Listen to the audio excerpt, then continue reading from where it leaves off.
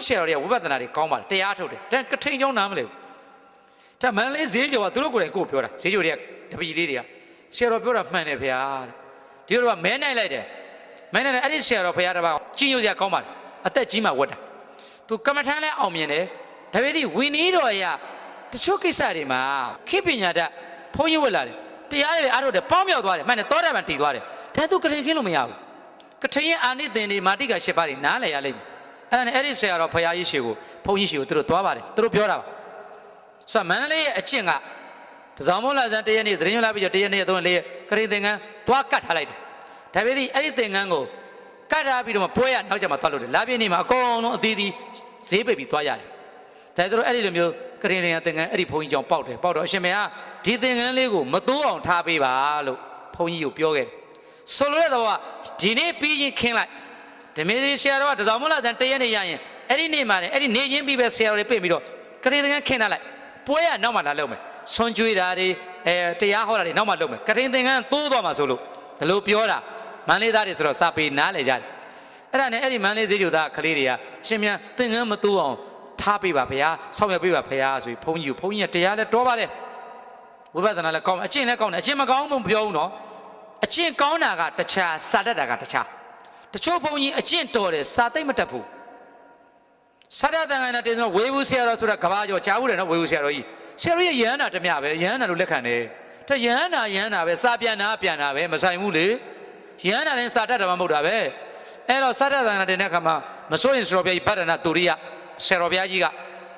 ဟေးဒီလိုလူတွေကဒီလိုနေရတာတန်ခါစဉ်ကိုဝေဘူးဆရာတော်ကြွခဲ့စမ်းလို့ဆရာတော်ဥက္ကုမာရအဲ့ဝေဘူးဆရာတော်လက်ဦးလေးချီပြီးတန်ခါရှိမှာတန်ခါရဲ့ထဲကိုဝင်ကြွလာပြီးတော့ဆရာတော်ကြီးလာကြောတယ်ဆရာတော်ကြီးကဘာပြောလဲဆိုတော့သာသနာ2500ဒီကာလမှာအလွန်ထူးခြားမြင့်မြတ်တဲ့ဆရာတော်ကလေတွေ့ဘူးတယ်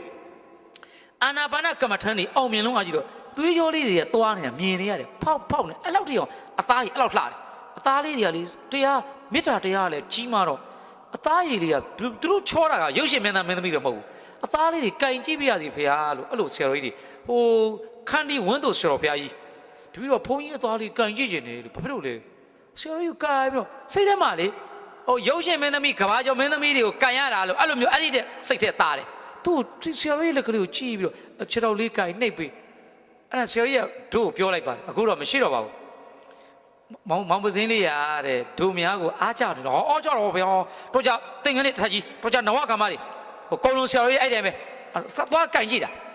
အဲ့လိုမျိုးကုံလုံးဆရာငါလက်ကလေးကိုကင်ပြီးငါပကုံဖက်ပြီးတော့လိုချင်တာတောင်းတန်းလို့ပြောတာငါမသိလိုက်ဘူးကုံလုံးဆရာမသိလိုက်အဲ့တော့အဲ့ဆရာကြီးဆိုတော့သွားပြီးကင်ကြည့်တာဒါလေးကင်နှိပ်ပြီးဆရာတော်တွေဘယ်လိုကင်မလဲလွယ်လေးဆရာတော်ဗျာတပည့်တော်ဝတ်လေးပြုတ်ပြဆိုအနားရောက်သွားတာဟုတ်တယ်ဗောဒါရှေ့တော့လူလေတတ်ဖို့လိုတယ်မင်းတို့တိပြဆိုတော့ရှေ့ဆုံးသွားထိုင်ပြလိုက်တာဆရာကြီးဗျာသားလေးလေဆရာကြီးကိုအသားလဲကင်ရနှိပ်ရတော့ရှေ့ဆုံးရောက်သွားတာလေတတ်ဖို့လိုတယ်ပတ်စံဘယ်လောက်ရှိအဲ့ဒီလူရှေ့ဆုံးရောက်တာပဲနှိပ်တဲ့လူရှေ့ဆုံးရောက်တာအဲ့ဆရာကြီး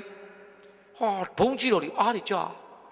မောင်ပစင်းလေးကဒုများကိုအားကြတယ်ထင်တယ်ဟောကြောတော့ပြောဆိုတော့ဘုံကြီးနေတာဗျာငါခလေးငငယ်ဟိုဘုံကြီးတာအထင်မကြီးပါနဲ့တဲ့နားတွေကိုဆွဲသွားတာ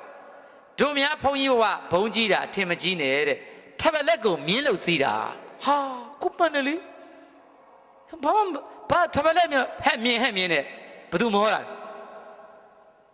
ာကိုယ်ပဲမောတာတရားဝဲတဲ့နာမည်ကြီးပါတယ်ဗျာသွားပြင်အရှင်မယားသင်္ကန်းကပ်ပေါင်းပြလက်လေးကင်လိုက်သင်္ကန်းလက်သက်လေးကင်တယ်တခါပဲဝဲရတယ်တစုံပဲဝဲရတယ်သင်္ကန်းတွေကင်နေဘာကင်ရဘာလို့မသင်္ကန်းတွေအများကြီးဒီလိုပဲလက်လေးပဲထောက်ရတာလေတခါပဲဝဲရတာလေဘာမှလုပ်လို့မရဘူးလေဆိုတော့သူကထပ်လက်မြင်းလို့စီးတာအဲ့ဒီဝေဘူးဆရာတော်ဘုရားကြီးကြွလာတယ်မစိုးရင်ဆရာတော်ဘုရားကြီးကအမိန့်ရှိတယ်တခေတ်မှာတပါးပဲပေါ်တဲ့မထေဖူးကြဟေးဝါငယ်တဲ့ယဟန်တွေနဲ့လူသားများဖူးကြဆိုတော့ဆရာတော်ကြီးကအဖူးမြော်ခမ်းပါတယ်ဝေဘူးဆရာတော်ကပြီးရောမစိုးရင်ဆရာတော်ဘုရားကြီးကိုရှောက်တယ်စကားလေးဆရာတော်ကြီးဘုရားတပည့်ရှောက်ထားပါရစေဘုရားရှောက်ကွာမောင်ဝေဘူးရဲ့ပฏิပတ်ကိစ္စနဲ့ပတ်သက်တာဒီတန်ခါ2500ကျားမှာဘာမေးရင်လဲဖေဟာသူသိကြသွားပြီသူရမ်းတာလို့ပြောလိုက်တာပဲသူချွန့်ချင်တယ်ပရိပတ်တပည့်တော်တရားတော်ပရိပတ်နဲ့ကိစ္စတာဆရာတော်ဖះများမေးရင်စမ်းရင်ဖြေဆိုအတွင်တုံဆိုင်မရှိဝင်မလေးပဲဖြေပါမိဖေဟာ တန်ခါရဲ့သင်္ကာယနာတင်တဲ့ကိစ္စကတော့တပည့်တော်မစွမ်းနိုင်ပါဘူးဖေဟာနော်သာသနာ့ရည်သားဆရာတော်သူအဲ့လိုခေါ်တယ်သာသနာ့ရည်သားဆရာတော်မဟာစီဥသောအရှင်သောဗနာနဲ့မင်းကွန်တိပိဋကဆရာတော်တိပိဋကမင်းကွန်အရှင်ဝုစိတာတို့သူတို့စွမ်းဆောင်နိုင်ပါလိမ့်မယ်တပည့်တော်တင်ရင်ကမစွမ်းဆိုင်လို့ခွင့်ပြုပြီးတတ်တာဆိုတာနေခွင့်ပြုပါဖေဟာလို့ပြန်သွားတယ်ကြောင်းမှုလေတတန်နာတင်နာပိဋကတွေရွတ်မှာဆုံးပြမှာမဆိုင်ဘူးရဟန္တာနဲ့မဆိုင်ဘူးရဟန္တာဖြစ်တိုင်းဒီပါဠိတွေသိတာမဟုတ်ဘူးအဲ့တော့အဲ့ဒီတိုင်းပဲခုနဝိပဿနာတွေလုပ်နေတဲ့ဘုန်းကြီးဆိုတာနဲ့ခုနပြောသလိုအသက်ကြီးမှဝက်လာတော့သူတို့သွားလို့တော့ပြီးသွားပြီတစောင်းမုံလာပြင်းနေမှာအဲ့ဒီကဈေးကျူကသူတွေအကုန်လုံးထိုဘုန်းကြီးကျောင်းကိုသွားပါတယ်အခုလည်းရှိပါတယ်ဒါဆရာတော်အပြစ်မဟုတ်ပါဘူးဘုန်းကြီးကျောင်းကိုသွားအေးလာတဲ့ဆရာတော်ဘုရားသင်္ကန်းကတ်ကြမယ်သင်္ကန်းကိုပြန်လှူကြမယ်ပေါ့ပထမလှူပြီးသွားပြီမင်းတို့ကွာတယ်မင်းတို့ကရင်သင်္ကန်းမင်းတို့ပြောသွားတယ်ဆိုတော့ငါတော်တော်လှုပ်ရှုပ်တယ်ကွာတယ်ငါရေခဲတက်တာလည်းမဖွင့်ရဲဖြစ်ပုံက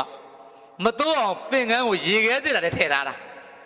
အေးတာပဲဘာလဲလဲသင်္ကန်းကြီးက10 ရက်15 ရက်ဆိုမာကလောက်ကြီးဖြစ်ပြီး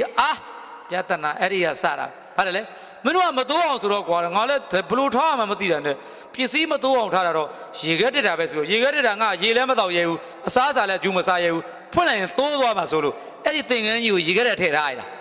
သင်္ကန်းကြီးကရေခဲခဲလို့15 ရက်အေးတာပဲကွာမှတ်ကြောဟုတ်ပြီနော်တရားမလို့နားလဲရပါတယ်ကထိန်ကိုဖြစ်ချင်တယ်လို့ဖြစ်လှုပ်ချင်တယ်လို့လှုပ်နေတာမဟုတ်ဘူး no အင်မတန်စနစ်ကြတော့ကထိန်ကခက်ခဲတယ်ခိုင်မြဲတယ်ချင်းမွတ်တယ်ဆိုရင်ခက်ခဲတယ်ခိုင်မြဲတယ်ဖျားရှိုက်ဆိုသူတော်ကောင်းတွေချင်းမွတ်တယ်တော်ကောသနာသင်္ကန်းတော်မှလို့ရှိလားမရှိရင်မထေကြီးပစ္စည်းပေါ်လို့ရှိရင်တန်ခါကိုကျေးဇူးများတဲ့ဓမ္မဂတိကတို့စာချတဲ့ဘုန်းကြီးတွေပေးဆိုတော့ဒီသင်္ကန်းလေးတစ်ထည်တာမင်းတို့ထူလိုက်တယ်ဒီဆရာတော်ဖျားများမှာအလွန်တောင်းဝတရားကြီးလေလို့ငါလုပ်လိုက်ရတယ်ကျောင်းမှာကို73 ချိန်မြောက်ဟုတ်လား73 ချိန်73 ချိန်ရှိသွားပြီ73 ချိန်မြောက်ကရင်ခင်းသွားပြီတစ်ချိန်မှမရဘူးရှင်းရှင်းလေးပဲပြောတယ်ဘာလို့တစ်ချိန်မှလည်းကျောင်းမှာဘာမဆိုလို့ပြီးသွားပြီဟုတ်လားလေဂျာမနီဆိုလိုက်အမေရိကန်ဆိုလိုက်အင်္ဂလန်ဆိုလိုက်အော်စတြေးလျဆိုလိုက်ဟိုဆိုလိုက်ဒီဆိုလိုက်တစ်ခါမဆိုမရဘူးလေတစ်ခါမရဘူးရှင်းရှင်းလေးပဲသူများပဲရကိုမရဘူးကျောင်းမှာကရင်ခင်းနဲ့တရားဟောတယ်ကရင်သင်္ခါမရဘူးကရင်ညာနေတယ်လည်းမရဘူး